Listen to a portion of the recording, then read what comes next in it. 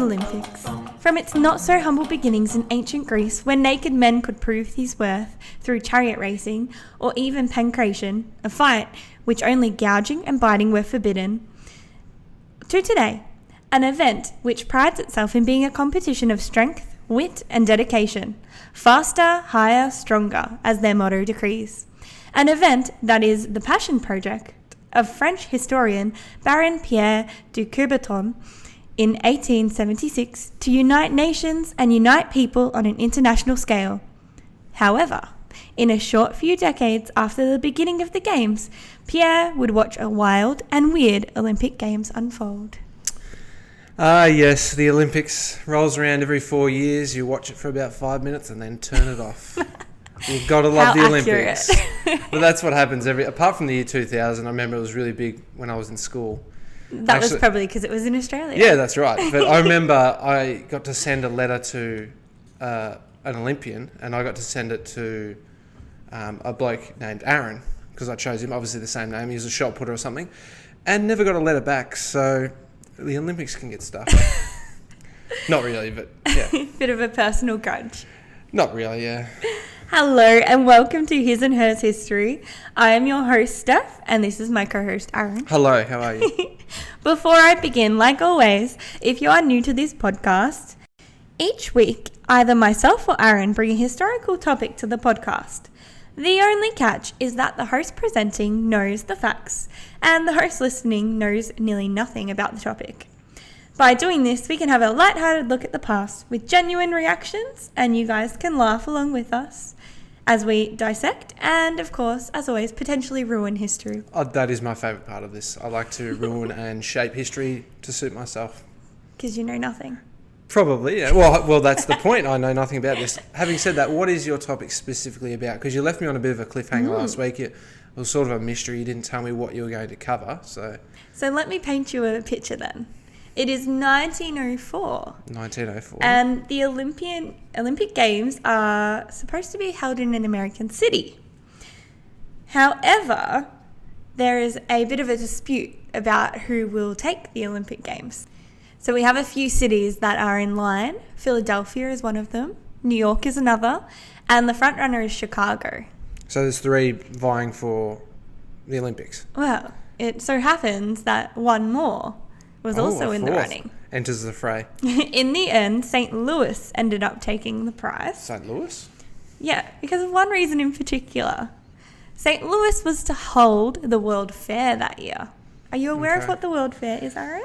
I think so. It used to be a big deal. I don't think it runs anymore, but it used to be a big deal, and it was always in St. Louis. Is that right? No. It was the World Fair, so the World Fair went around the world. Well, it's not like America where they say the World Series of Baseball and only Americans take part in it. Is it? Or is it? No. It's actually Fair? international. Okay, there you go. I remember it was held. Well, I wasn't around when it was held in Australia, but Mum and Dad said they went. Oh, really? And they saw the world's tiniest Bible that you needed a I've microscope seen that before. to read. Wow, that's amazing.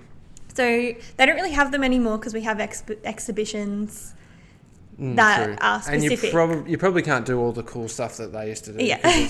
A lot of it's probably like... not all of it was so cool. Yeah, probably not appropriate is the word I would use. So if you're not aware, the World Fair is a global event, or was a global event, where nations were welcome to show off their latest and greatest tech and inventions.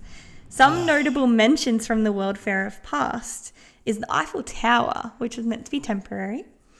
You might know this one, Aaron, because you're not as much of a Disney fan as I am, but... I love a bit of Disney, but in the Haunted Mansion ride, there's a thing called the Omnimover.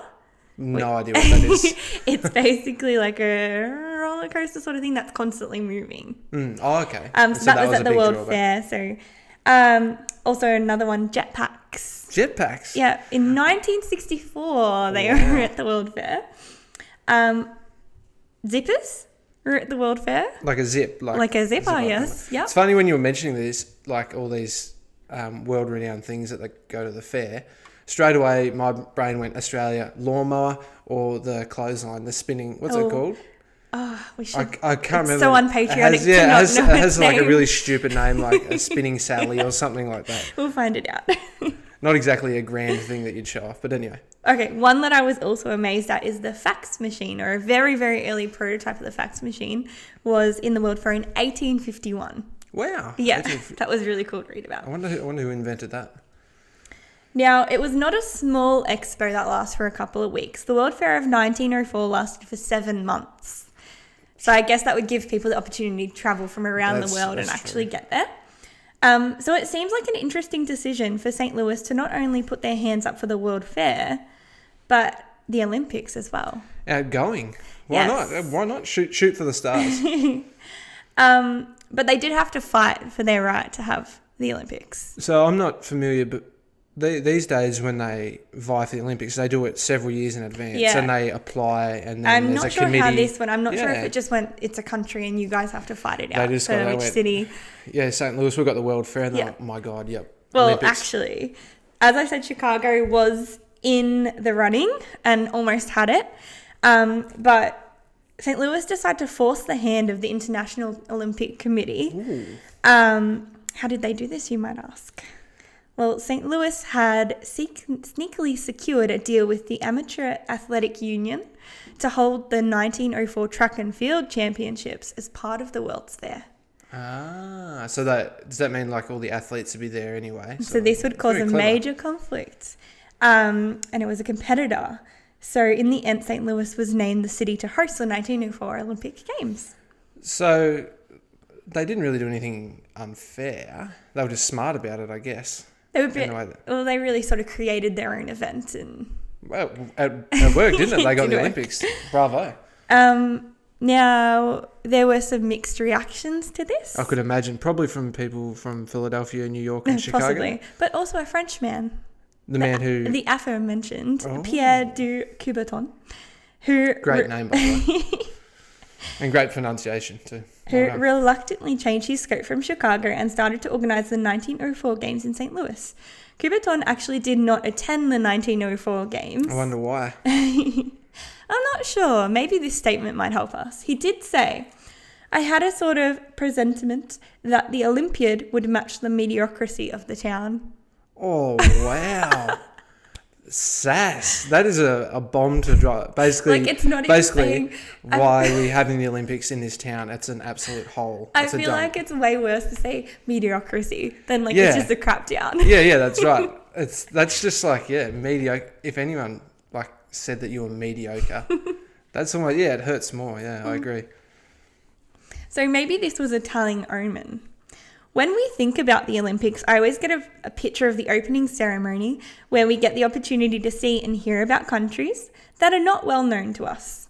For good reason too, there are usually 200 plus teams in attendance at modern Olympic Games. Oh, that's like Eddie the Eel. Remember that guy? No. He came from, I can't remember what country off the top of my head, but he came from a place where he didn't actually really know how to swim, and he did the 100 metres or 200 metres, and he nearly drowned and pretty much crawled.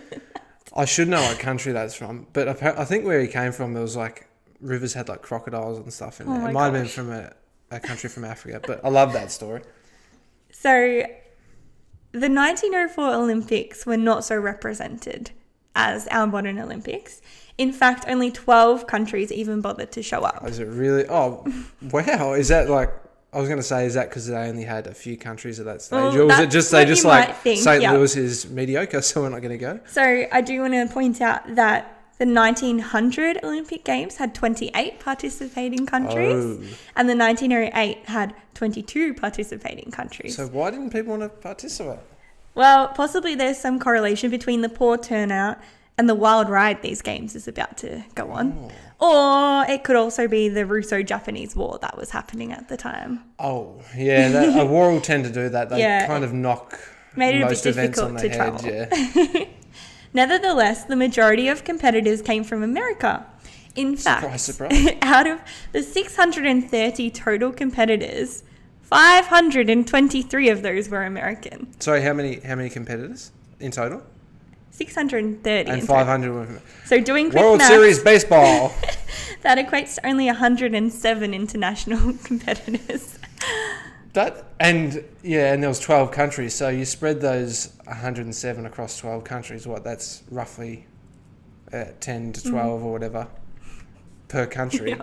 and then 500 for one country.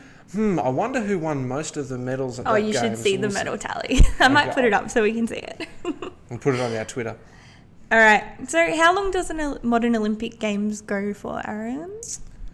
Well, at the top I said, the Olympics rolls around every 4 years and you watch it for about 5 minutes and then turn it off and don't look at it again. But it's usually like a month. It's about 2 weeks. Yeah. So this games actually went on for a grand total of 5 months. A crazy 146 days. This is bloated way beyond... This is crazy. This was a combination of our average Olympic Games as well as the events from the other athletic competitions, including the Military Athletics Carnival, an Irish Sports Festival, and YMCA Basketball Championships. They were included? Yes. That's not the Olympics. So there were so many events that it was confusing to audiences to determine the official Olympic events. It didn't help that almost every event was advertised as an Olympic event, though a large majority were actually not. So you'd be rocking up thinking you're watching an Olympic event, and you've just got some blokes and some girls just having a go at some sports. Pretty much. You'd probably be looking at it and like, wow, the quality of the Olympic athlete is very low. I could become an Olympic athlete. Do you know what I actually saw on Twitter this morning? I actually saw a very funny post about a girl that was saying they should have just an average Joe compete in the event first, so you can actually see how good Olympic athletes or are. maybe run them alongside each other, and you could see, you could have the comparison. And there's always that argument as well, having an Olympic Games where everyone's allowed to do steroids and whatever they want, and let's just see what the human body is capable of. Let's see how high they can jump, how far they can run. So have like 3 extremes. Yeah, one average Joe, the Olympiads, and then just cheaters. And run them all alongside one another. That would be amazing. I would watch every event. So not just the 5 whole minutes? way through. No, I'd watch that. All right, game time. Choose which one of these were an official Olympic event in the 1904 Olympics. Plunge for distance. A. Plunge? B. Golf. C. Tug of war. First off, what's plunge? Is that like plunging a toilet? Plunge for distance. I'm not going to tell you until you guess. Is that like the Scottish one where they throw the big pole? No. I'll say golf. Was that the Olympic sport? It was a trick question. All of them were an Olympic That's sport. ridiculous. Tug of war. So plunge for distance was the first and only time this weird diving competition was on the Olympic roster. I think it's literally just you dive and you just run and jump as far as you can into the water. It's like long jump. Long jump, but in the water? It's not a bad idea. So presumably if you're really good at long jump, you'd be really good at the long plunge. You do like the triple jump hop, into the water. Skip, plunge. All right, and golf. So 1904 was the last year that golf was an Olympic sport. Got taken off the roster after that. Is golf really a sport? Aaron, no, I'm just being silly. It is. It's actually incredibly hard, and the athletes are amazing that play golf. All right, and let's talk about the most interesting one, tug of war. Although it may seem like more of a kid... I'm just going to interrupt you. America are going to win. They had 500 contestants versus like 10 from another country. Let's go, boys. Game over. Spoiler alert. Oh, did I? Sorry. All right, so tug of war may seem like more of a kid's game, but back in the turn of the century, tug of war was a popular competitive sport. I can see that. Yeah. The countries that competed in 1904 were Greece, South Africa, and of course, 5 teams from the US of A. It's almost like they had, I don't know, a bit of an advantage, like maybe? hundreds of times the people involved. All right, so this sport involved 5 men on each side, so there was a limit to how many you could have. Gripping a rope and pulling. The first team to pull the other over the line was the winner. Speaking of winners, the international teams did not win. In fact, the poor international teams both lost on the very first day of competition. This left the 4 American teams to qualify. On September 1st, the final was held between men of Milwaukee Athletic Club and New York Athletic Club. So these were just like athletic clubs. They were just... In a sense, regular Joes, yeah. Basically. In the final, the Milwaukee Athletic Club ended up claiming gold. So this meant that there would be another round to decide who was silver out of New York and the opposing team. American team, yes. However, in the end, the New York Athletic Club did not even show up for their match. They probably had to go to work. They probably just got like regular jobs and stuff. Which left the silver medal to the remaining team from St. Louis. They were probably just sitting around, and so was that the bronze medal, or the silver medal? Silver. So they were just sitting around, it's like, and the silver medal goes to St. Louis, and they're like, what? Yeah. We didn't even compete. What's going on here? All right. Another notable event was the boxing competitions that included allegations of cheating. Wouldn't be boxing without cheating in the early 1900s. What sort of cheating do you think it was? My mind goes to maybe like they're putting things inside the gloves. Like I think in the past people have like put lead and stuff. See, in that's their what gloves. I thought as well. That kind of cheating. This happened when a fighter named James Bollinger entered the games under the name of a popular local boxer, Carol Burton. His idea was that if he entered under a local name, he was able to garner the support of the judges. And the imposter succeeded in winning one match before he was found out and disqualified. Did they not look at him and go, hey, you're not the bloke you say you are? I would have thought. Especially if he was going under like a local person. Yeah, you would think that the judges from St. Louis would be local and would know who that boxer is. However, this story is nothing compared to our next one. So let's talk about the marathon that caused a major uproar, so much so that it was almost scrapped from the Olympic Games. I think I may have heard of it. Is this yes. where like... Oh yeah, I won't ruin it, but I think some shady stuff goes on and some stuff goes awry.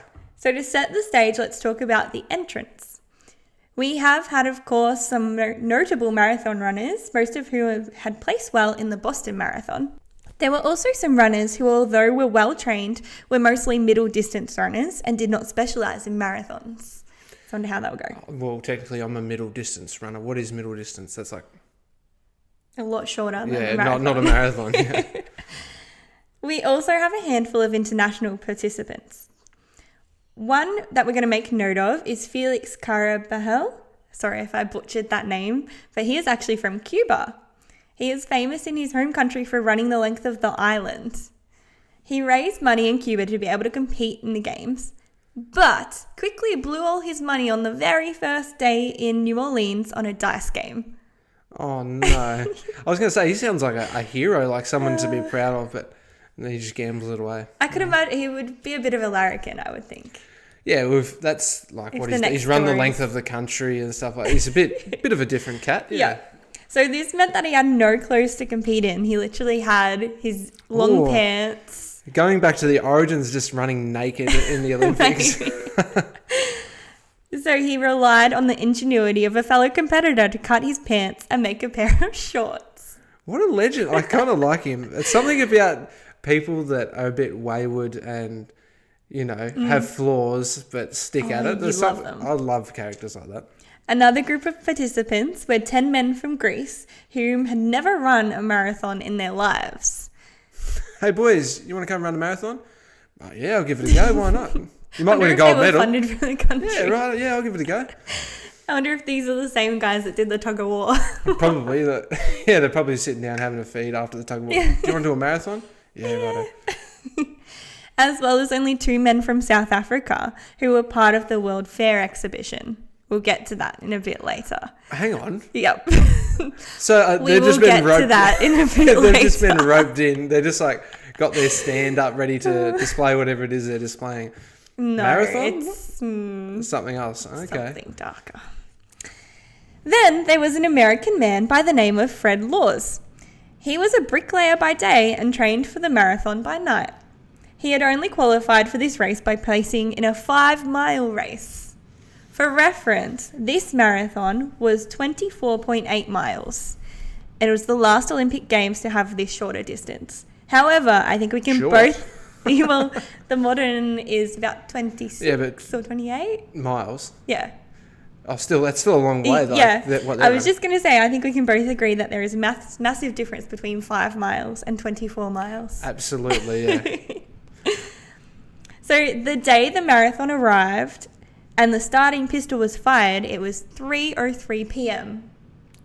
Yeah, okay. So quite late in the day. So they're going to finish at night time. They're meant to be professional, so we'll find out. But they're clearly not. This marathon is reported by a fair official as the most difficult a human being was ever asked to run. This may have been as a result of the heat and humidity, which was sitting at 90 Fahrenheit or 32 degrees Celsius. That's a good point. I was going to ask that earlier. What part of America is it in? And if so, if it's in the south, the temperature can be quite hot and humid there. I think it's Or is it on the called coast? the gateway to like Middle America or something. So Okay. it's sort of like not in the middle, but sort of in the middle. Yeah. I was thinking maybe if the temperature was quite hot, it's like down south where it can be quite hot and humid, that's probably a horrible spot to run a marathon. I mean, I'm sure at the turn of the century, 32 degrees Celsius is very hot for runners. Oh, absolutely. Not only that, the road was also covered in a thick layer of dust, and there were 7 hills that runners would have to climb. That one at their highest peak was 300 feet or 91 meters high. Okay. So with a modern marathon, do they have like inclines and stuff they like have that? Is that part of it? inclines, Yeah. Well, that's a bit, because that becomes something different when there's 7 mountains that they've got to climb. That's something completely different again. To add to the difficulty, roads were poorly maintained and often had rocks and cracks forming. Unstable footing was not the only danger to runners, though, as they were also expected to dodge trains, trolleys, delivery wagons, and even people just going for a stroll. So that, they obviously hadn't set up like the race course. They were just like, you're running this direction, no thought as to what obstacles will be in the way. But it gets worse. Imagine that you're like coming first and you're ahead by like 100 meters and a train goes, and you're just sitting there. It's like, oh my God. Person comes second, pulls up alongside you. Hey, how's it going? Just wait for this train. To make matters even worse, the chief organiser was also experimenting on the men. As only... I'm sorry, what? Let's listen. As only 2 water stations had been set up, one at 6 miles and the other at 12 miles. Thirsty boys? This is your last chance to drink.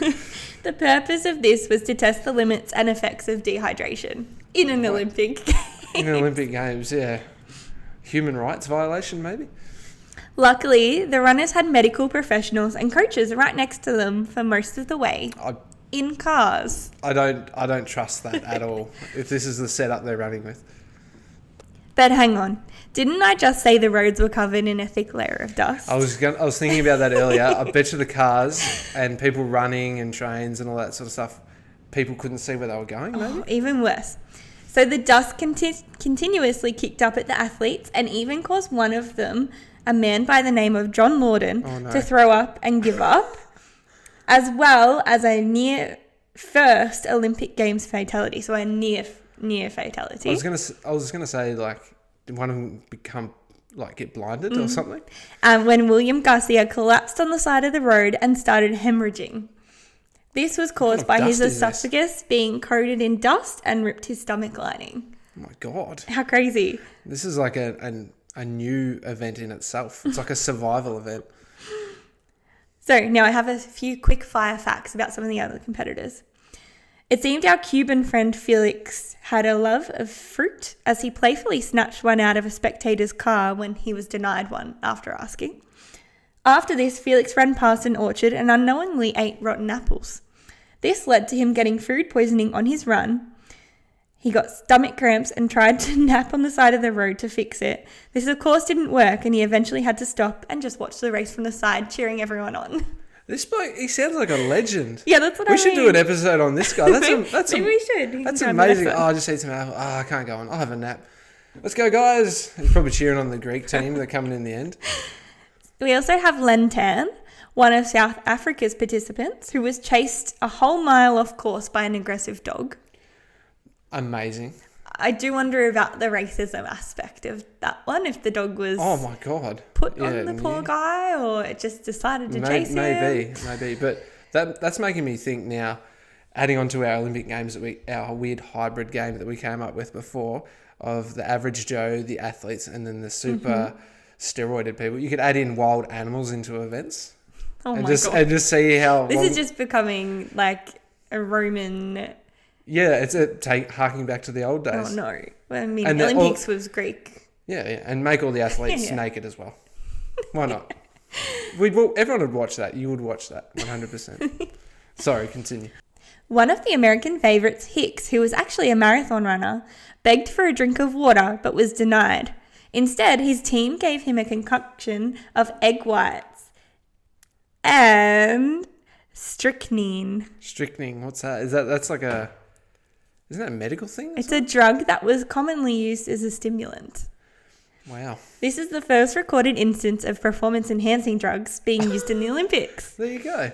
It was also technically not breaking the rules at the time because there was no rules against it. Yeah, that hadn't been done. When you said egg whites, I thought you were going to say like they gave him a whiskey sour or an amaretto sour or something like that. That sounds like that's something they do. Well, they did actually have a swig of brandy with them as well, and we'll be getting back to that later. I was going to say, here, have some grog. That'll help you run faster. So let's change gear. I want to talk about Fred Lortz, the bricklayer, and the man that qualified for the 5-mile race. He was actually running a respectable fourth until 9 miles in he developed cramps and had to stop. Mm. He, of course, caught a car back to the finish line as he had thought he'd just give up. He wanted to see the outcome of the race, but after 10 miles he started feeling better and the vehicle broke down. Oh no. Lortz made the decision to keep running. He ended up finishing the race in first place and was even given a wreath by Alice Roosevelt, who was President Roosevelt's daughter. And is he she was just about to lower the gold medal over his head when someone stopped the proceedings and called Lortz out for cheating. He was just going to roll with it. Imagine that. If he had got away with it, props to him, I guess. But he did say that he was only joking afterwards, apparently, but he was going to accept the gold medal. Because that's exactly what you'd say when you've found out you've been caught out cheating. Haha, I was just joking. Now let's get back to Hicks. He had heard of Lort's win and had given up hope and was doing his best just to try and finish.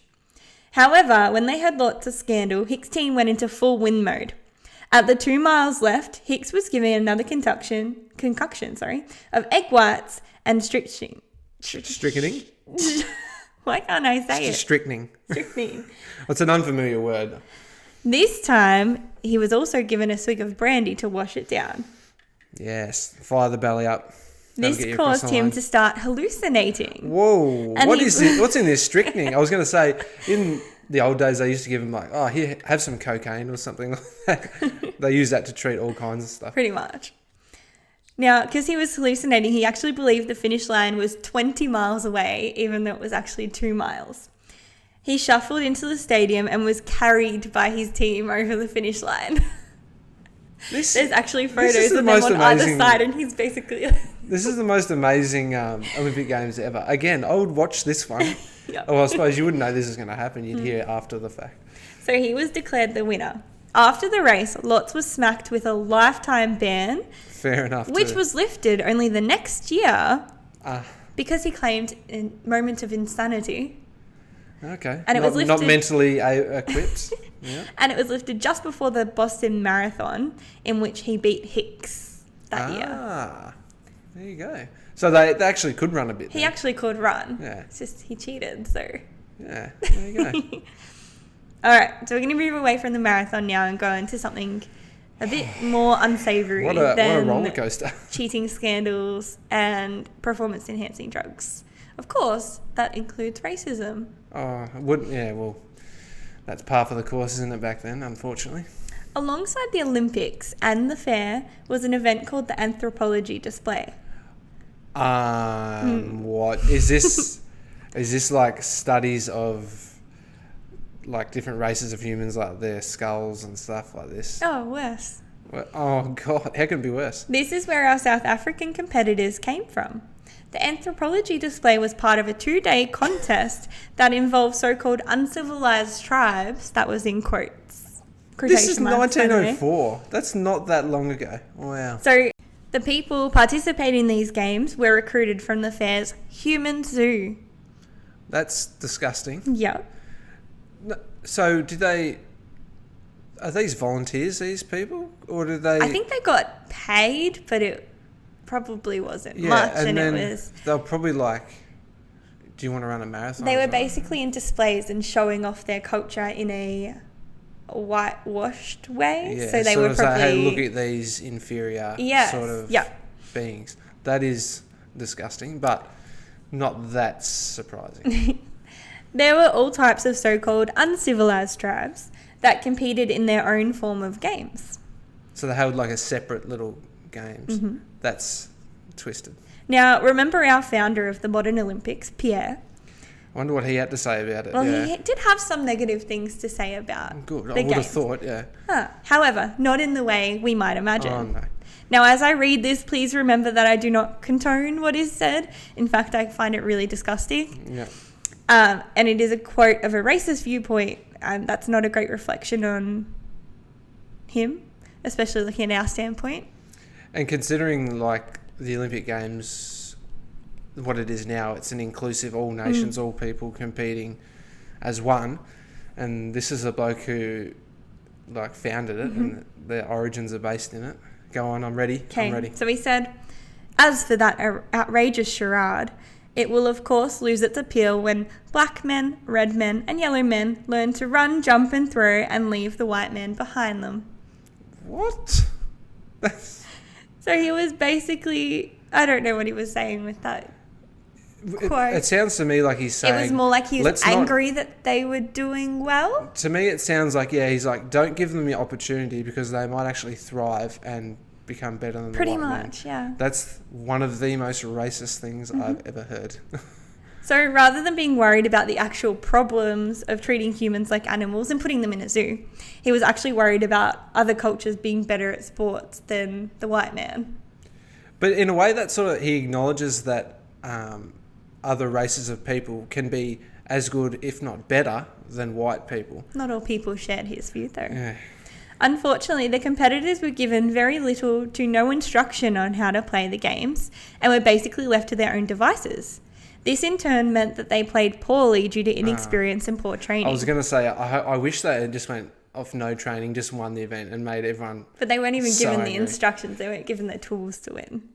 So the organiser of the Olympics on this year had the audacity to say this after the event to prove the superiority of white athletes. I quote, "The savage has been a very much overrated man from an athletic view." Isn't that gross? That's disgusting. Isn't it? So like you're not giving them the tools to win and then you're saying, they're overrated. It's just sad because of the way you look at the Olympics now and its inclusiveness and like everyone's competing as one and stuff like that. And then, yeah, a little over 120 years ago, or roughly 120 years ago, that sort of stuff's going on. Why would you let them compete if that's what you were going to say anyway? Like, yeah, very sad. So on that sour note, we end our discussion on the 1904 Olympic Games. An Olympics so bad that even its own creator didn't bother to show up. What a wild ride. Now, when you told me about it midweek, I hadn't read about it, but I'd known that there was some odd things that happened with that particular Olympics, but that's an absolute blight on the history of it. And it seems like, as you referred to, the 1900s and then 1908, it was just a blip on the timeline, because the others, I would assume, ran a bit better and the people were more respectful, I would hope. Oh, who knows? Yeah, that might be wishful thinking, but what a wild ride.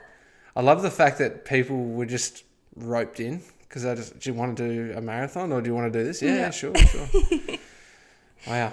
So I hope you enjoyed today's episode of His and Hers great. History, as told in the His and Hers History way. His and Hers History way. You found it fun, Aaron? I did. I loved it. I was aware of that it was a bit strange, but not to that level. Extent. Yep. So if you would like to listen to more episodes, you can find us at our website, hisandhershistory.podbean.com, our Spotify app, Google Podcasts, Amazon Music or Audible, YouTube, Twitter now. Yeah, we're on Twitter, Instagram soon. That's coming. Give us a It's in the follow. wings.